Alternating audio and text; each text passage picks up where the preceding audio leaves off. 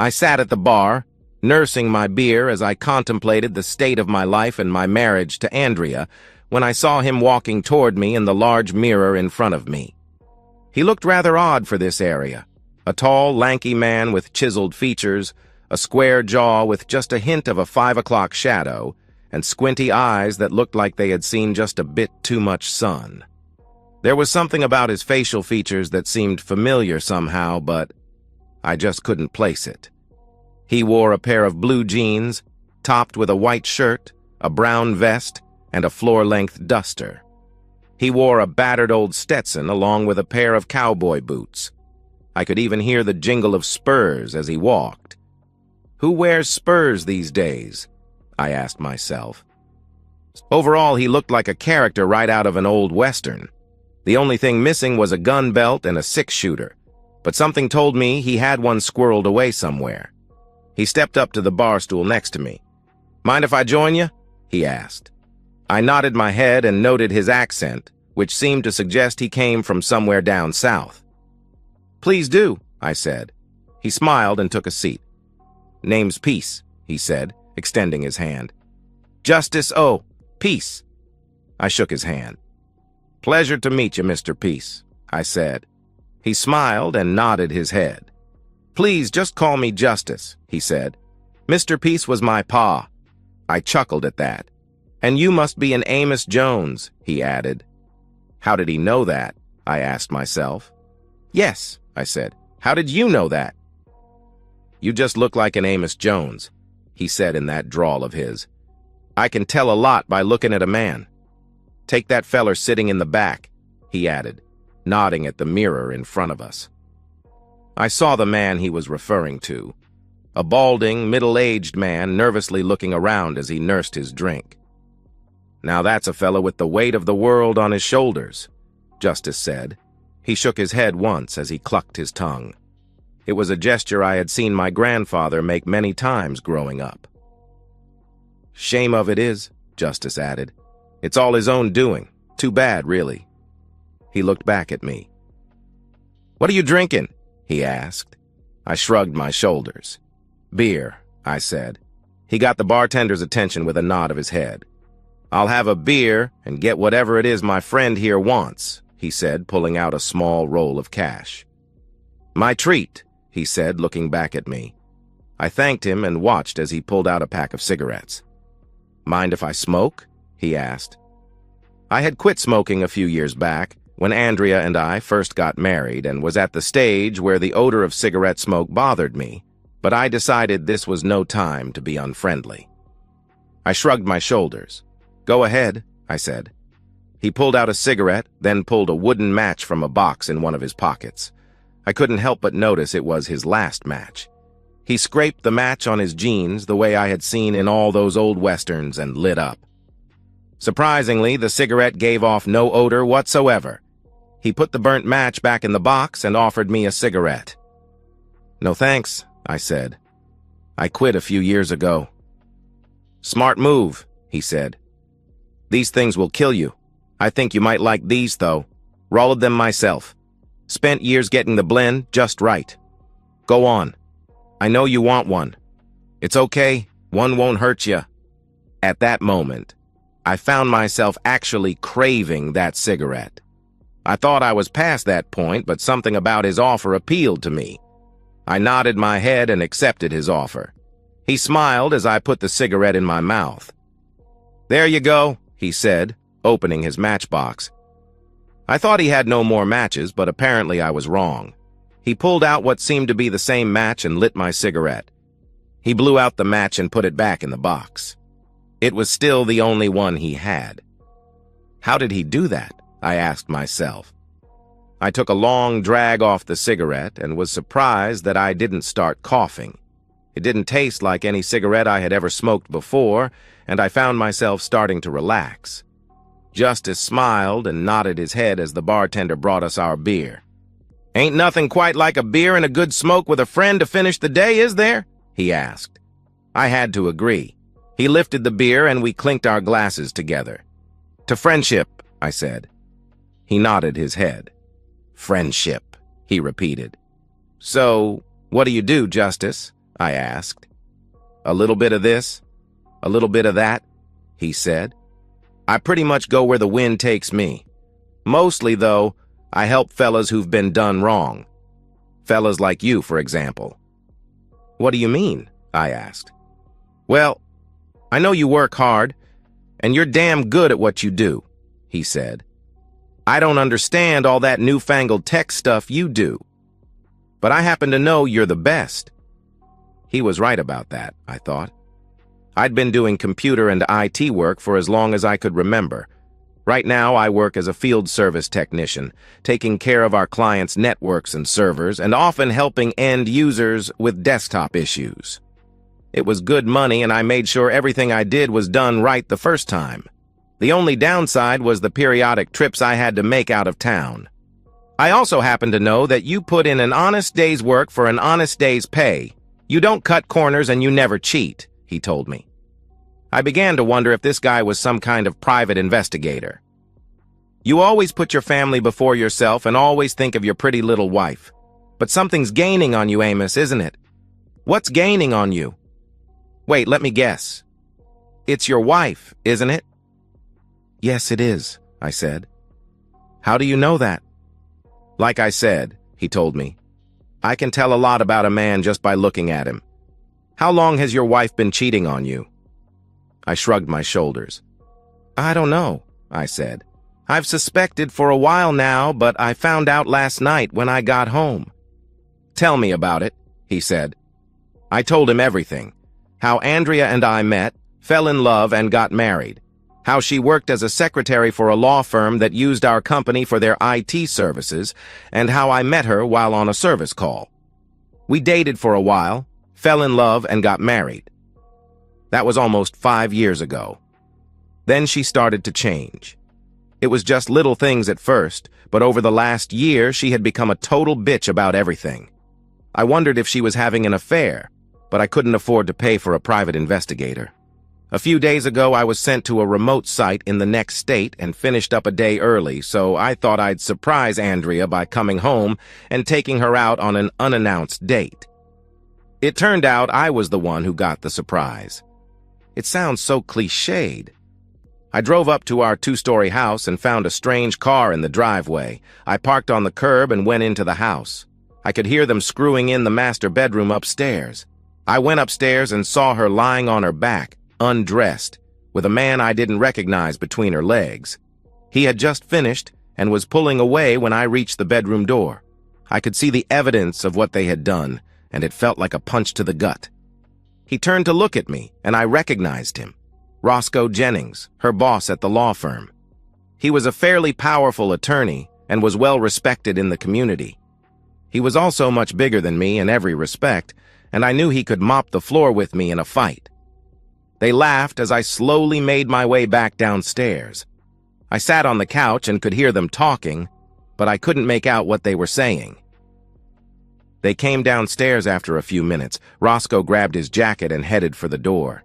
He stopped just before he left and looked at me.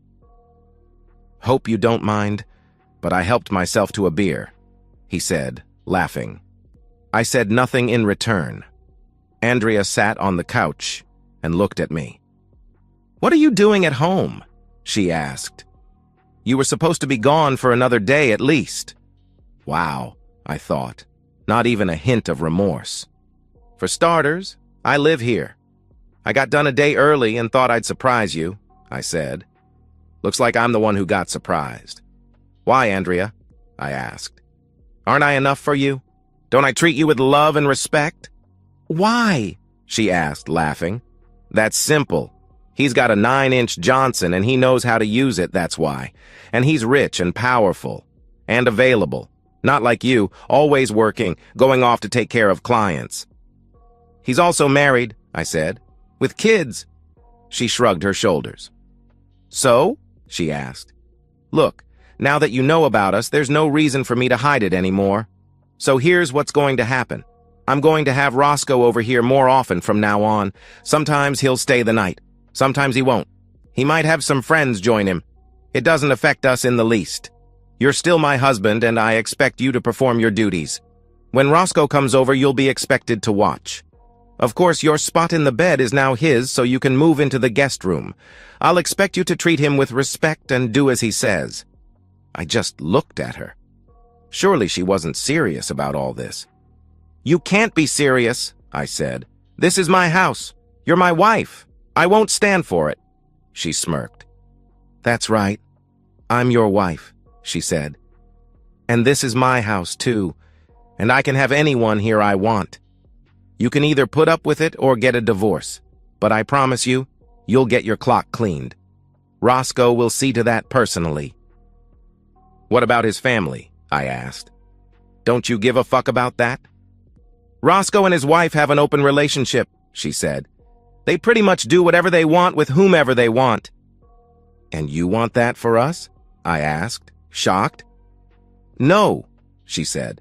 "I'll do whatever I want, whenever I want, and with whomever I want. I expect you to remain faithful to me." "You're out of your mind," I said. "How long has this shit been going on?" "A few months," she said. "Not that it makes any difference. He's been over here almost every night you've been gone. I used to go out of my way to make sure everything was cleaned up afterward, but I won't be doing that anymore." "What if he gets you pregnant?" I asked. "So what if he does?" she said. "Your name will be on the birth certificate, so you'll be responsible." "No," I said. "Because I refuse to touch you as long as you're screwing him or anyone else. Has there been someone other than Roscoe?" "There's been a few," she said. "But if that's the way you want it, then I guess you'll just have to live in a sexless marriage because I don't intend to stop." "This isn't going to end well," I said. "That's where you're wrong," she said. "Look, I still love you, just not the way I used to.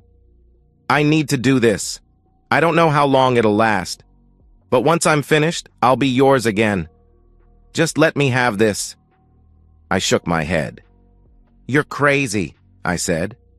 "How can you say you love me and then expect me to live like this?" She smirked. "Of course I love you," she said.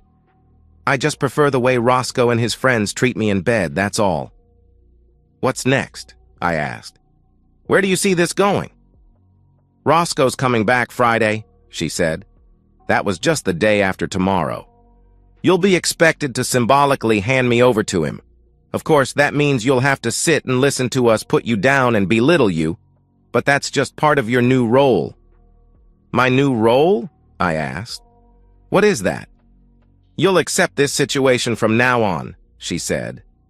I looked at her, disgusted. "You're out of your mind," I said. I grabbed her ring hand and pulled off her wedding ring along with the engagement ring I gave her, the one passed down through 5 generations. It had once belonged to my 4th great-grandmother, Elizabeth, who married Grandpa Elijah a few years before the Civil War. They had 2 children before he was killed by a Confederate bullet during Sherman's March to the Sea. Elizabeth never remarried, but made sure her children and grandchildren knew about her heroic husband. His story was passed down from generation to generation, along with the engagement ring he gave her. My parents still had an old picture of Elijah and Elizabeth that was taken before he left to join the Union Army. "What are you doing?" Andrea asked. "Those are my rings." "Wrong," I said. She recoiled as I had never spoken to her like that. "That engagement ring has been in my family for well over 150 years, and I'll be damned if I let you corrupt it. You can have these back if I feel you've earned the right to wear them again." "Fine," she said, standing up. "Have it your way. Now, are you coming to bed?" "No way," I said. "I'm not going to be with you as long as you're involved with that guy. For all I know, he has AIDS. You'd better get yourself tested for STDs. Who knows what he's stuck into?" "All right," she said. "Be that way. But you'd better be on your best behavior Friday." "Is that a threat?" I asked. "Call it what you want," she said. "But I'm warning you, if you fuck it up, you'll be the one paying the price." She stomped upstairs and slammed the bedroom door, locking it behind her. I slept on the couch, and the next morning, I went up to get dressed. The master bedroom door was still locked, so I kicked it in, breaking the door jamb. It took a few kicks, but I finally managed it. Andrea sat up in bed, surprised. "What are you doing?" she asked. "Getting dressed," I said. "Unlike you, I have to wear clothes to work." I stopped my narrative long enough to take a sip of my beer and another drag off my cigarette. I was surprised that it hadn't burned all the way down by now. Justice sat silent, listening to my story. "And you spoke to an attorney today?" he asked. I nodded my head. "I did," I said. "It seems Andrea was right. The way the laws are set up, I'd get screwed, royally. In fact, the lawyer said I'd be better off financially if I just went along with what she wanted. Can you believe that shit?" He shook his head. "So what are you gonna do?" he asked quietly. "I don't know, Justice," I said. "I've never been in this kind of situation before. Part of me wants to run, but another part of me wants to strangle them both. An old friend once said that no man in the wrong can ever stand up to a fella in the right that keeps on a-coming," Justice said. "What kind of man are you, Amos?" "I'm a man in the right that's been wronged," I said. "I know you're in the right," he told me. "That's why I'm here. What do you say we bushwhack them tomorrow night, you and me together?" I looked at him. "You'd do that?" I asked. "You'd help me?" "Sure," he said. "You'd have to do the heavy lifting, but I'll be right there with you. What do you say? Are you up to it?" "Hell yeah," I said. I don't know what it was, but something about this guy gave me a feeling of confidence I hadn't had in a long time. He smiled, and we spent the next hour discussing our plan. By the time we were finished, I was ready to take on the world. "I'll see you tomorrow night, partner," he said as he got up. I watched him leave, and I felt better than I had in a long time. I put my jacket on and headed home. Sure enough, Andrea was home when I got there, and she wasn't very happy. "Where have you been?" she yelled when I walked in. "What do you care?" I asked. "You've been drinking," she said when she got close to me. "Yeah, so what?" I asked. "At least I haven't been out chasing unfaithful women." "I've been worried about you," she said. "I thought you'd go and do something stupid. I know you saw an attorney today. So, are you and your so-called friend having me followed now?" I asked. "What if I am?" she asked. "And yes, I know you were down at that bar, drinking, talking to yourself the last couple hours." Talking to myself? If she was having me watched, surely whoever was watching would have seen me with Justice. I knew the bartender saw him. Hell, he even served him a beer and took his money. "I have a lot on my mind," I said. "Tonight's the last night you can have me exclusively," she said. "So, are you going to come upstairs or what?" "No," I said. "I told you. There's no way I'm being intimate with you while you're involved with Roscoe." "Have it your way," she said before heading upstairs. Damn her, I thought. Damn her and the horse she rode in on. I put my hand in my jacket pocket and felt something. I pulled it out. It was one of Justice's cigarettes, along with a fresh match. How did that get there? I asked myself. Fuck it, I thought. I grabbed a beer and walked out to the back porch. I opened the beer, put the cigarette in my mouth, and scratched the match over my jeans the way Justice did. To my surprise, the match lit right up. I took a long drag off the cigarette, savoring the flavor. I began to relax as I sat down on the porch swing I installed last summer. The next thing I knew, Andrea was standing on the porch looking down at me. "When did you start smoking again?" she asked. "Tonight," I said. "What's it to you?" "You mean to tell me you'd rather sit out here and smoke than be intimate with your wife?" she asked angrily. I looked at her and was instantly disgusted with what I saw. The once beautiful face I knew so well had morphed into something sickening and ugly. Was that the result of the cigarette, I wondered? "I don't have a wife," I said. "Not anymore. She's dead to me." Stunned by my words, Andrea sat on the porch swing and reached out to me, but I moved away, disgusted by her very presence. "Please don't say that, Amos," she said. "I'm still your wife." Please come to bed with me." I shook my head. "My wife would never have taken up with that scum-sucking maggot," I said. "She would have told him to go buzz himself. But you didn't, did you? No. You spread your legs for him and let him do whatever he and his buddies wanted. And now you expect me to be okay with it? No, you're not my wife. Just someone who lives in the same house as me. You make me sick to my stomach. Now go away before I throw up." "Oh my God," she said, tears falling down her cheeks. "You really do hate me, don't you?" "You just now figuring that out?" I asked. "What did you think I was going to do when you hit me up with your bullshit yesterday? Celebrate? Maybe get up and do a fucking dance? You have one chance to make this all go away right now. It's up to you. It's either me and our marriage or Roscoe Dickwad. What'll it be?" This was something Justice and I had worked out earlier. He suggested I give her one last chance to end it with Roscoe, primarily for my own conscience. If she accepted, Justice said he could take care of the details. I'm not sure how he could do that sort of turning back time and erasing my memories, but I trusted him. In reality, though, neither one of us realistically believed she would jump on the opportunity.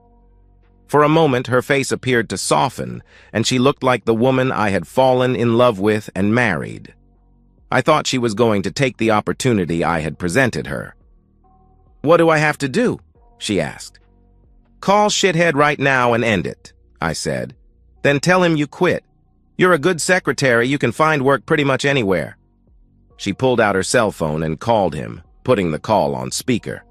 "Hey, baby," Roscoe said when he answered. "We still on for tomorrow night?" She said nothing for a few seconds, but as she looked up at me, I saw her face change again and knew the woman was back. She smiled, but her smile held no warmth. "Yeah, we're still on," she said with an evil smirk. "Good," Roscoe said. "How's the husband taking it?" "Not good," she said. "But he'll get over it," Roscoe laughed. "Maybe I'd better bring some of the boys along just to keep him in line," he said. Andrea chuckled. "Yeah, do that," she said. "All right, see you tomorrow evening," he said before hanging up. She sneered as she looked back at me. "You're in for a hot time tomorrow night," she said, "and you better be on your best behavior." I nodded my head. I knew what lay ahead, and my conscience was now clear. I had given her one final chance, and she crapped all over it. I blew a cloud of smoke in her face. Her reaction reminded me of those old vampire movies where the evil creature gets exposed to sunlight. "So," she said after she composed herself, "you want me for one last night? This is it. After tonight, you won't get any of this ever again." I shook my head. "I already told you I'm not touching you as long as you're with him," I said.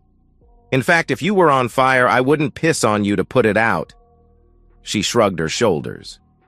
"Have it your way," she said, going back inside. I slept in the guest room, putting a chair against the door to keep her out.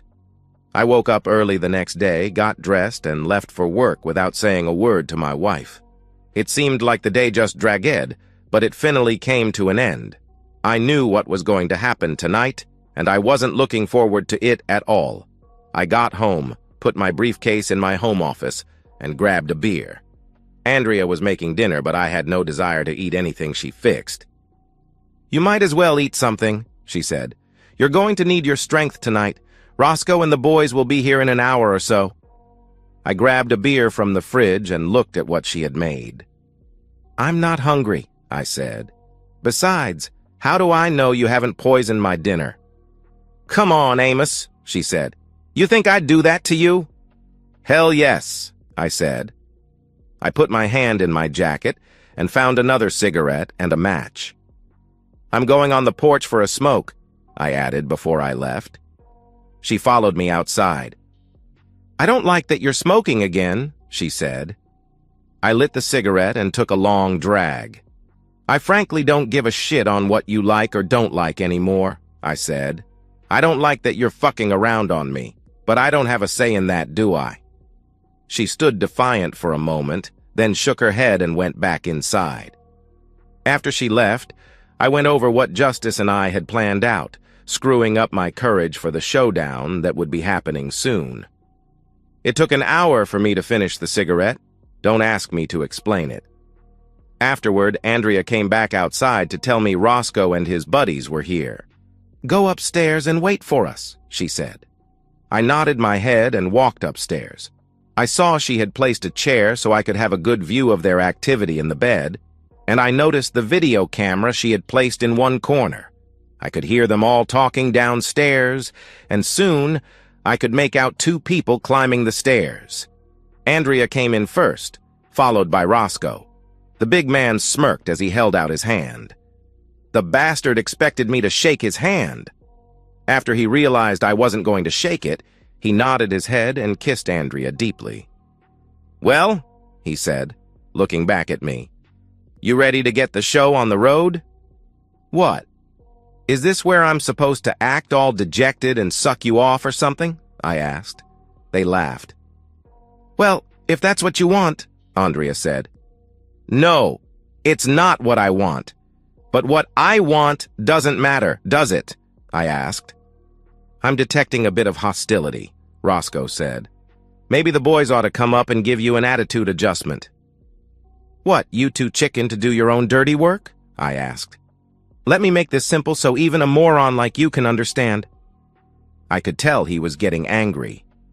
Good, I thought. I pulled off my wedding ring and crammed it in his shirt pocket. Both he and Andrea looked at me, shocked. This wasn't the reaction they had expected. "You want the slimy wife?" I asked Roscoe. "You can have the slimy wife. Trust me, she's very high maintenance, and if she doesn't immediately get her way, she turns into a real bitch. Oh, she'll act all lovey-dovey for the first few years, but she'll be screwing around on you before long. Enjoy. I hope it works out better for you than me. Now, you came here to take the no-good wife. Get to it." Andrea wasn't expecting this reaction, and she looked at me, shocked. Roscoe's face turned red with rage, and he began moving toward me. He stopped just as a large dark shadow moved into the doorway. I looked and saw Justice, his hat nearly scraping the ceiling. Except for two balls of fire where his eyes should have been, he was completely dark and I could only make out his outline. "Who the fuck are you?" Roscoe asked. "And how'd you get past my boys?" "My name is Justice," the tall, shadowy man boomed. "And I'm taking you in." Out of nowhere, he produced a lariat, and with a flick of his wrist, sent it over the two surprised cheaters. As he pulled the rope tight, it erupted in flame, causing them to scream. Suddenly, the room vanished. The sun burned high in the clear blue sky, and it took a while for me to adjust to the brightness. As I did, I noticed that Justice and I were in the middle of a dusty street. A few buildings lined the street, reminding me of an old western town. There was no other life on the street, except for a horse tied to a hitching post in front of a saloon across the street. I took inventory and realized the khakis and dark polo shirt I had worn home from work were gone. I was dressed much like Justice, except for the thick poncho over my shoulders. I also noticed I had a pair of Civil War-era caps and ball revolvers in holsters on either side of my hip. The holsters were both tied down to my legs. "Where are we?" I asked Justice. "In the middle of the street," he said matter-of-factly. "I can see that," I said. "But where?" He shrugged his shoulders. "Does it really matter?" he asked.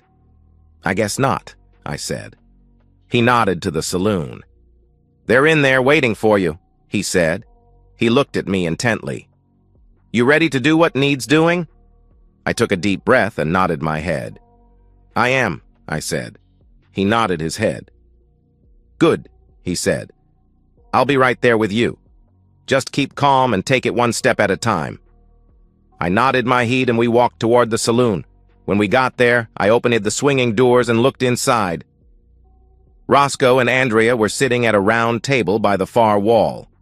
A lit kerosene lamp sat in the middle of the table and each had a shot of liquor in front of them.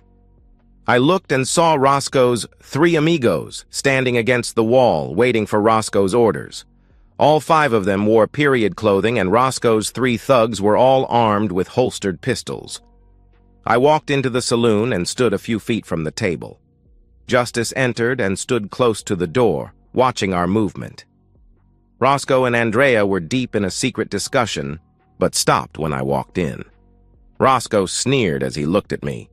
"Who are you supposed to be? Clint fucking Eastwood?" he quipped. Andrea giggled, and the three sidekicks sneered. Roscoe turned to his three goons. "Why don't you boys take the trash out so the little lady and I can have some privacy?"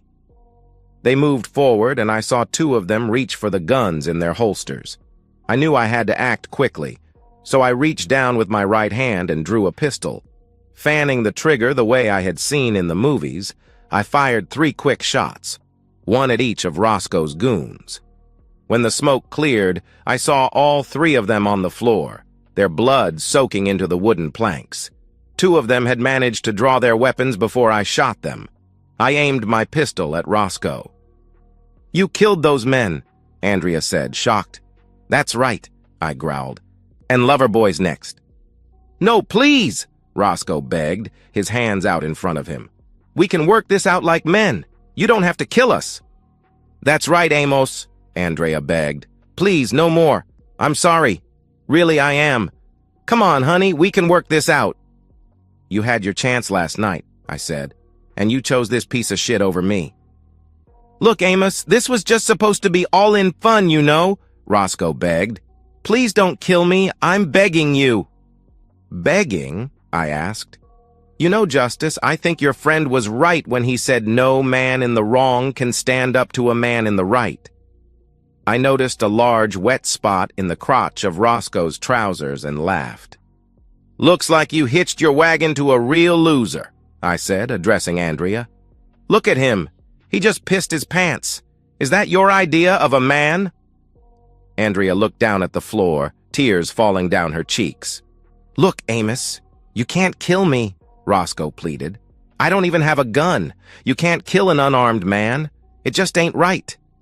"Actually, I can," I told him, "but I'll give you more of a chance than you were willing to give me."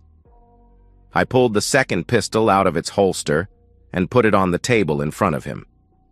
"Go ahead," I said. "Pick it up." He looked at me, then at the pistol. "What?" he asked, standing halfway up. "I said, fill your hand!" I yelled. Did I really just say that? I asked myself. I remembered the line from an old movie, and it just seemed right somehow. Roscoe looked at the pistol, then slowly picked it up. "That's right," I said. "Now pull the hammer back. All the way back." He struggled with the weapon, and finally got the hammer all the way back. "Now, point it," I said, still holding my pistol on him. By now, though, I had cocked the hammer back and was ready to fire. As I watched, he lifted the pistol, his hand shaking. When the time was right, I pulled the trigger. Then I cocked the hammer and pulled the trigger 2 more times in rapid succession. The first 2 rounds hit him square in the chest, and the third went right between his eyes, blowing off the back part of his cranium. His eyes opened wide in shock from the first 2 bullets. His body slammed against the wall behind him.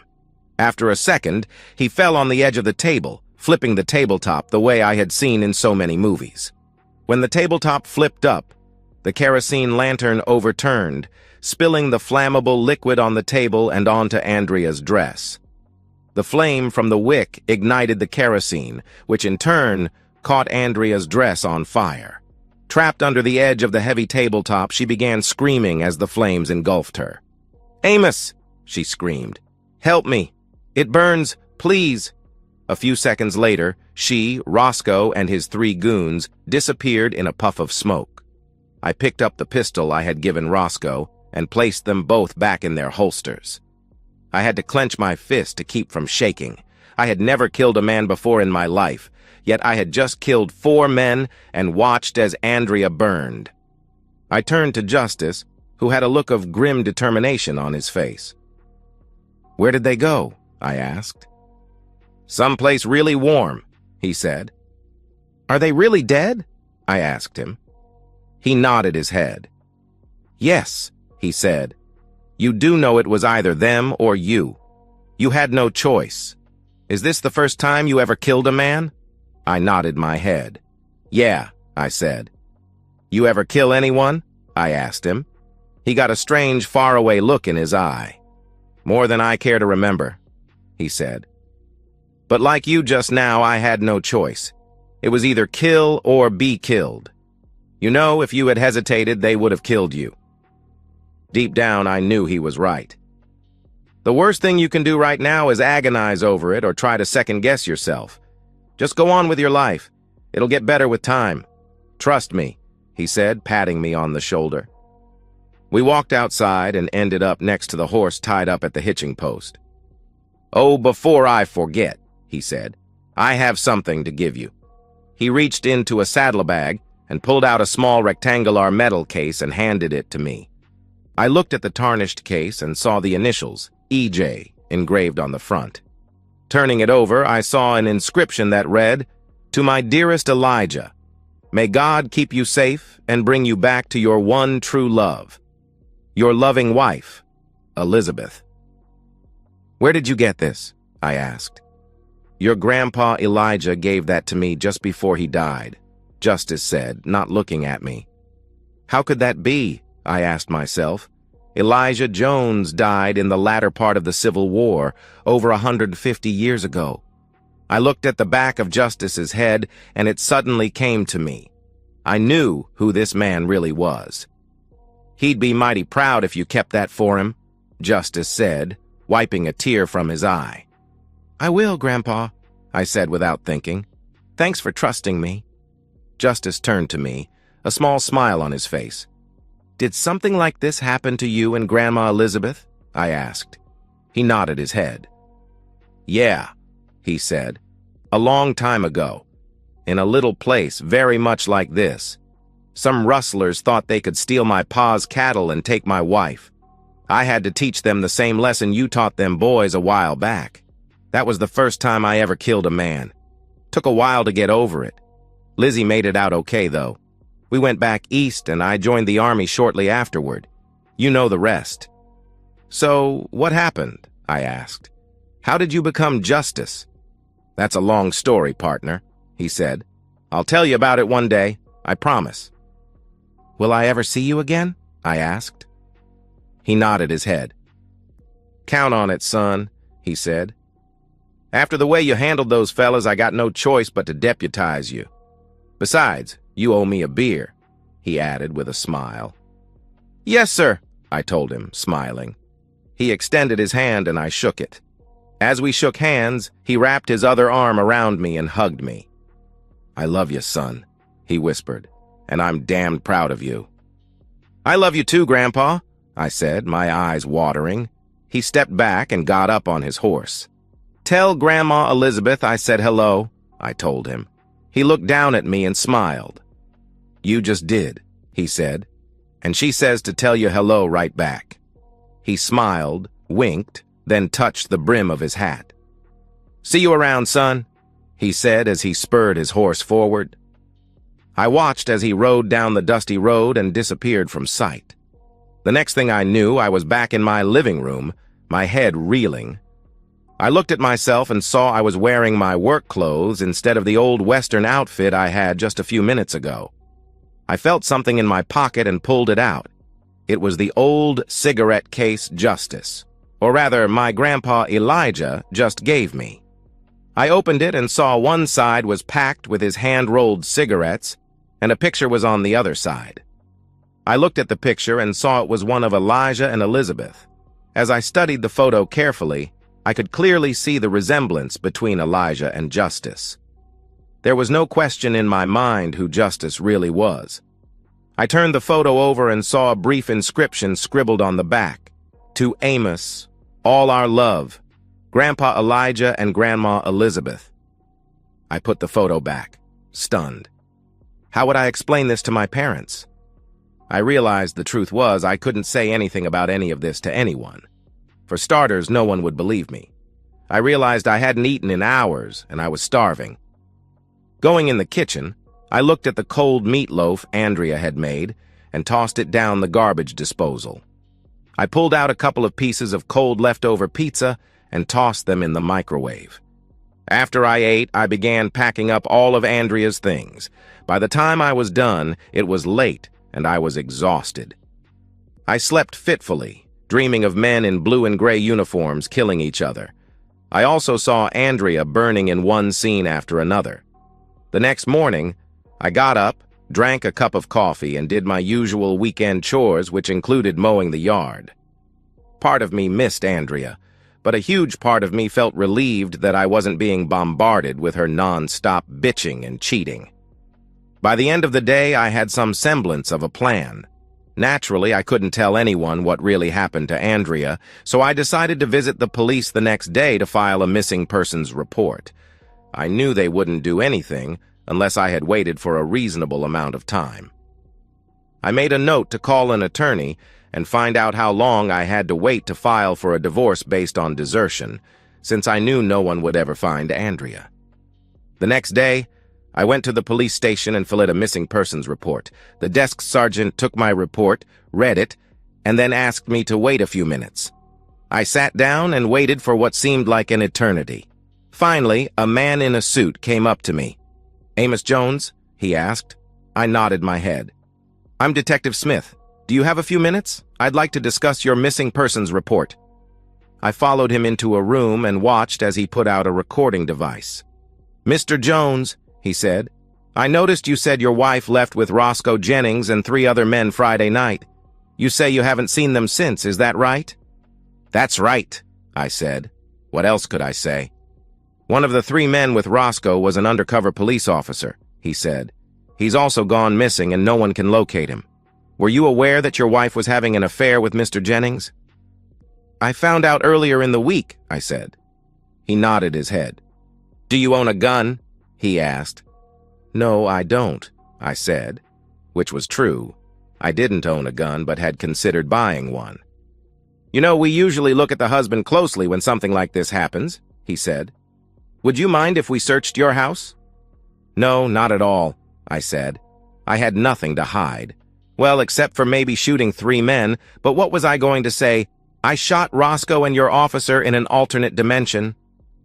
"We'll be in touch, and I'd appreciate it if you remained available," he said as he started to get up. "Detective," I said, "was my wife involved in something illegal?" "That's what we were trying to find out," he said. "I can't go into the specifics, but we've been watching Mr. Jennings for quite a while." "I see," I said. He shook my hand and left. I went back home, and sure enough, several police officers came by and did a thorough search. They found nothing except for my wedding ring, which had rolled under my bed somehow. After they left, I put the bags holding Andrea's things in my car and drove to her parents' house. I told them about her cheating and informed them that she had left with her lover Friday night and hadn't returned. They were shocked when I told them. "Do you have any idea where she might be?" Andrea's mother asked. What could I say? That she's burning in hell? I shook my head instead. "No idea," I said. "But it doesn't matter. I'll be filing for divorce anyway." "I understand, son," her father, Jack, told me. "Please let us know if you hear anything. I promised I would," then left. My parents were just as devastated as Andrea's and offered to help in any way they could. But I knew there was nothing they could do. I saw an attorney on Monday about divorcing Andrea based on desertion. I explained that I had filed a missing persons report and the police were looking into it, but the lawyer told me I would have to wait a year before I could file on the grounds of desertion or abandonment. I thanked him and went back to work. Life went on for the next several months as usual. I worked, came home, ate, slept, and began the process all over again. Every so often I called the police station to check up on my missing persons case just to keep up appearances. I always got the same answer. No leads, but they're still working on it. I ended each day with a beer and a cigarette on my porch, often thinking about my grandfather. I wondered where he was and what he was doing. Strange thing, though, that cigarette case never went empty. Most days, I never smoked more than 2, but the case would be completely full in the morning. I didn't complain one bit.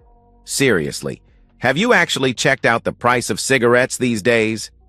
During the first 6 months after the incident with Roscoe and Andrea, I focused on work and stayed away from women. Then one day, it happened. I bought a lottery ticket and found myself with an $85 million windfall. I was given a choice: either take a lump sum of over $57 million after taxes or accept an annual annuity over the next 30 years. After looking at how much I would get every year, I chose the annuity. I decided to quit my job since I no longer needed to work.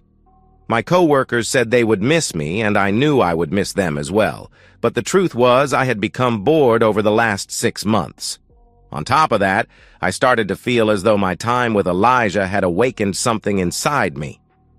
I decided to buy a place in the country and found a nice 2-story ranch house on 20 wooded acres. The place needed a bit of work, which suited me just fine.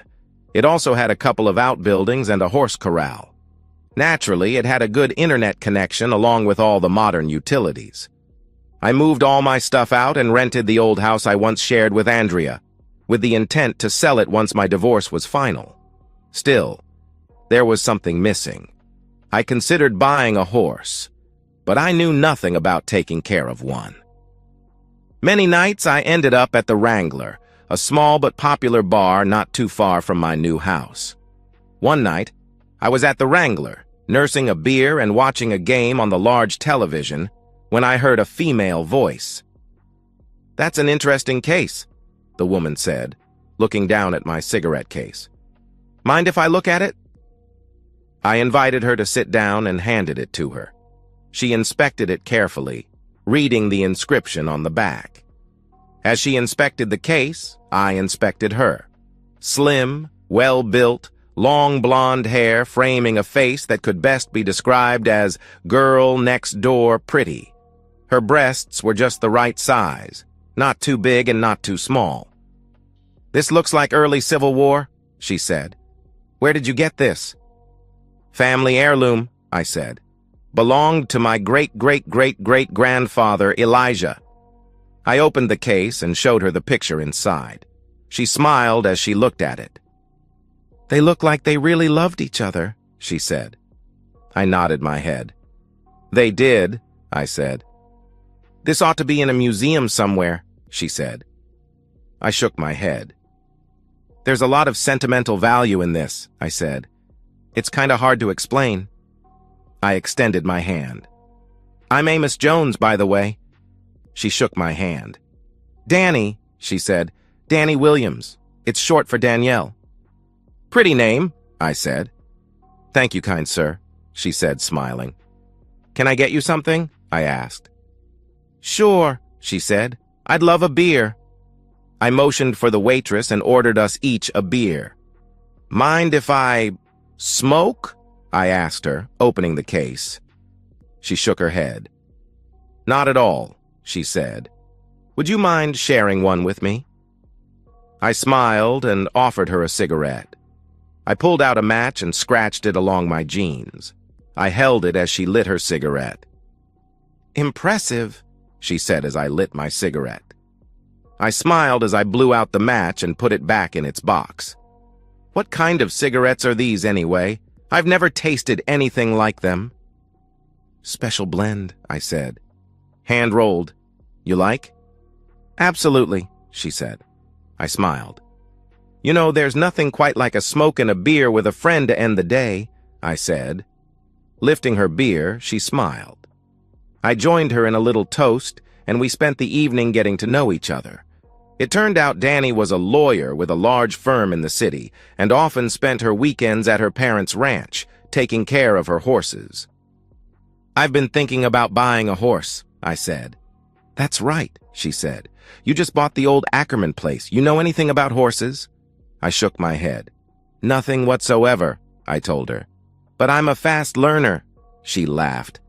"Well, you know, horses require a lot of care," she said.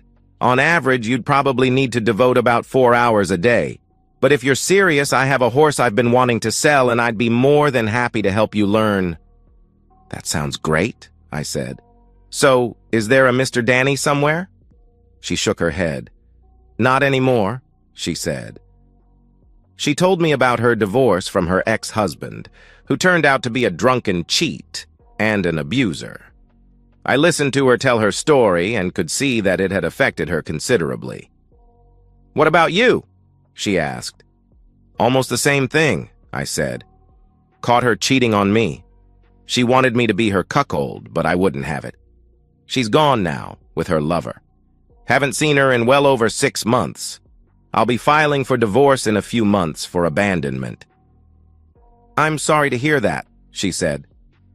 We spent the rest of the evening talking, sipping beer, and dancing. She felt so good in my arms, and I felt more content than I had in months. Finally, the bar was closing, so we had to leave. "Why don't you come by in the morning and I'll introduce you to Ringo?" she asked.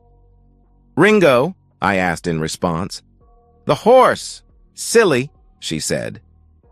"It's a date," I said. She gave me directions to her parents' place, along with her cell number.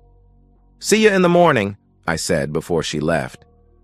The next day, she introduced me to her parents, Bill and Kathy Williams. Bill was a huge man, and he nearly crushed my hand when he shook it. "So, you're the fella who bought the old Ackerman place, right?" he asked. I nodded my head. "Good people, the Ackermans," he added. "Well, I gotta go take care of some fencing. Nice to meet you, Amos." "Good to meet you, sir," I said. Danny took me out to the corral and introduced me to Ringo, a very large reddish-brown horse. I don't know what kind of a horse he was, but I was impressed by his size. Danny told me he was a very gentle animal and liked lots of attention. She showed me how to put a saddle and a bridle on him, then taught me how to ride him. I felt like I was on top of the world riding this creature. I followed Danny's instructions and was amazed at how well Ringo responded to my commands. We rode around the ranch for a couple of hours before Danny led us back to the corral, where she showed me how to groom, feed, and water him. "What do you think?" Danny asked when we left the corral. "I'm very impressed," I said. "How much do you want for him?" "Let's talk money in a few weeks," she said. "I'd prefer it if you spent time here learning how to care for him and ride him first. I just want to make sure he has a good home. Can you do that?" "Sure," I said. "Good," she said. "I'll let my dad know so he doesn't shoot you for rustling," she added, laughing. I walked her to the door and she turned to me before going inside. "I had a really good time with you this weekend," she said. "I have to leave tonight to get back to the city, but I'll be back Friday night." "Would you like to go out with me next Friday?" I asked. She smiled and kissed me on the cheek. "I'd love that," she said. "Now be good to Ringo. He's still my baby, you know." "I will," I promised, and that began the next chapter in my life. I came over every morning to take care of Ringo. Bill and the ranch hands showed me a few more tricks, and over time, we all became good friends. I enjoyed the time I spent there and began to feel a connection with the animals. I also found myself thinking less and less about Andrea. Danny came home every Friday and we dated for several weeks. On Friday, she showed up at my door, suitcase in hand. "Would you mind an overnight guest?" she asked. "Please, come in," I said. We went out for dinner and ended up in my bed. It had been a long time since I had been with a woman, and Danny said it had been a long time for her as well. That first night, we were completely consumed by passion. At one point, she took control, and I responded with intense energy, like a wild bronco. Afterward, we lay in each other's arms. She got up on one elbow and looked me in the eye. "Just so you know," she said, "I'm strictly a one-man woman and I absolutely detest cheaters. Can you handle that?" "Absolutely," I said, "and I'm strictly a one-woman man and I don't tolerate cheating of any kind." She kissed me deeply, her tongue invading my mouth. When she finished, she looked at me. "Good," she said, "because I think I'm falling in love with you." "I'm glad," I told her, "because I know I'm falling in love with you." We embraced one more time and made love before falling asleep. Dad says he's really impressed with the way you've been taking care of Ringo, she told me the next day as we drove to her parents' ranch. I enjoy it, I said. He's a beautiful animal. So, you still want to buy him? She asked. Absolutely, I said. She told me how much she wanted, and I nearly choked. Of course, I could afford it, but I had no idea horses cost that much. I knew I'd be putting out over $3,000 a year to take care of him, but that was no problem whatsoever. It's a deal, I said. Mind if he stays put for a couple of weeks while I get the corral ready? No problem, she said as we pulled into the ranch. A couple of weeks later, the corral was ready and Bill brought Ringo over. He looked at what I had done to the corral and was impressed with the new shelter I put up for the animals. Damn, son, he said. This is gonna be one spoiled horse. You got a television in here as well? He asked, laughing. Thought about it, I said, laughing with him. After we got Ringo settled in, Bill looked at me seriously. You know Danny really likes you, he said. A lot. Yes, sir, I said. And I really like her a lot, too. He nodded his head. He looked at me before speaking. I know you do, he said. I just want you to know that she's still my baby girl, and I'll do whatever it takes to protect her. Her last husband was a real bastard, and it was all I could do to keep from skinning him alive. Just promise me something. What's that? I asked. Treat her right, he said. Don't ever make my little girl cry. You do that, and you'll always be welcome in my house. I promise, Mr. Williams, I said, extending my hand. He took my hand and smiled as he shook it. I'm gonna hold you to that, son, he said. Well, I'd best be off. Talk to you soon. Danny and I continued to see each other over the next few months. In that time, our love for each other grew and blossomed into something special. We talked about everything, our hopes and dreams for the future, children, you name it. Like me, she wanted children and often talked about being able to retire to the country. She wisely never mentioned marriage, but I could tell it was on her mind. A year after the incident with Roscoe and Andrea, I contacted my lawyer. He still had the paperwork ready to file. I had spent the last year making sure I had jumped through all the legal hoops. Naturally, the authorities never found Andrea. I knew they wouldn't, and it was now considered a cold case. My lawyer told me I would be a free man in 30 days. I pulled out Grandma Elizabeth's ring and made plans to have it cleaned and sized for Danny. I intended to propose to her the weekend after the divorce became final. Life was definitely looking good. And so, we've reached the end of today's story. Was it what you expected, or did it take a twist you didn't see coming? I'm curious to hear your thoughts. Share them in the comments below, and let's get a conversation going. If this story kept you hooked, make sure to hit that like button. And if you're new here or just haven't subscribed yet, now's the perfect time to join our community. I bring you fresh, captivating stories every day, so click that subscribe button and turn on notifications so you never miss out. Thanks for watching, and I'll see you in the next one.